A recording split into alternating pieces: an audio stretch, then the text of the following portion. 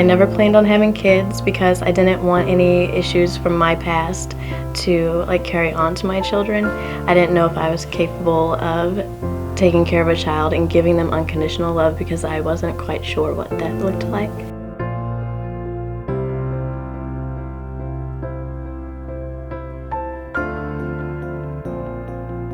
I always kind of struggled with abandonment. It was an issue. My biological mother abandoned me. My family has abandoned me a couple of times.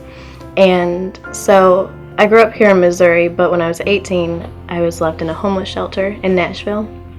So from living on the streets and in and out of the shelter for about a year, I became really just kind of guarded against life because I never knew what was going to happen to me. I think they were both relationships built out of convenience. My first boyfriend, I moved in with him to get out of the homeless shelter.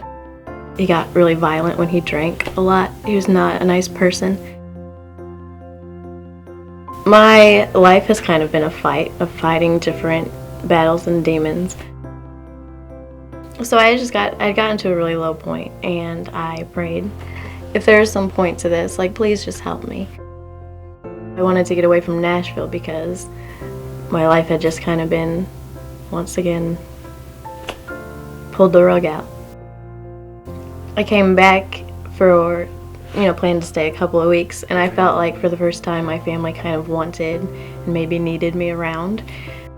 Things were going well because I was reestablishing like a connection with my family, and then, had a good house, good job, and I met this great guy. Then I found out on Valentine's Day that I was pregnant, and I was really terrified. Like my first thought was like, I need to decide what to do, because if I'm going to do what he said and get an abortion, then I'm not going to tell anybody. But if I'm going to do something else, like I need to talk to someone, tell my parents or something. I left the office, Planned Parenthood, and I was just sitting in my car even more confused, like there weren't any really answers. I think they only addressed like the pregnancy and they didn't really address me, and so I needed someone to address me and like how I was feeling and everything going on in my head. So I just kind of left there and I was like, well, that was a bust and I still don't know what to do. And then I heard about ThriVe on the radio. I made an appointment with this center and met Carolyn. My pregnancy was very difficult. It was really lonely. And there was a lot of people telling me that I'm making the wrong choice. They were really speaking to the heart of being a mom and the importance of like raising Jameson with values and how to give, rules and discipline in a godly way. And it was just so much more than just a parenting class of nutrition and diaper on a baby. And they did all that too. So they taught me a lot about being physically a mom and taking care of an actual child, but also, talked about relationships and taking care of yourself.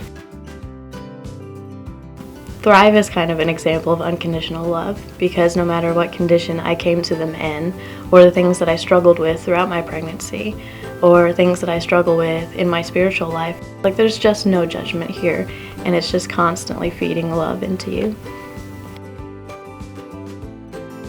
He's given me like a reason to work even harder to make something of myself. It's almost like he, even as a baby, he can't give affirmation, but the fact that he is happy and thriving and meeting all these milestones lets me know that I am doing it and succeeding. And the fact that he is so healthy and happy just makes me, that's what fills my heart, is just seeing that I'm doing this and I'm doing good at it because he's doing great. It wasn't that ThriVe filled a void or gave me fulfillment in life, but they gave me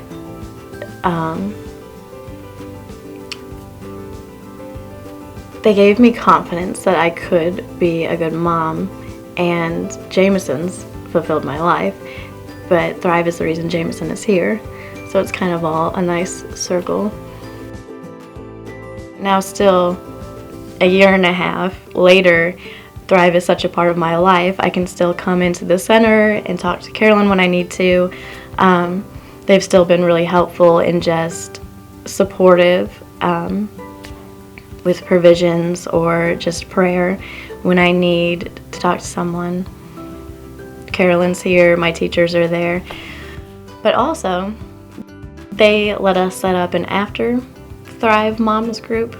The church that ThriVe has their classes at let us use another room, and so I've reached out to some of the graduates and thought, we can all still be in each other's life, so now we meet once or twice a month and we call it ThriVing. So it's just a little group of moms that have graduated but kind of didn't want to lose each other, and so we're still able to meet and still kind of keep ThriVe a part of our lives. They're just still there for anything. ThriVe constantly had my back and said, this is a great choice and you're going to be a great mom, and then taught me how to make that true. So I really feel like ThriVe gave me this ability to be a person, a mother worthy of my son, and I am really grateful to them.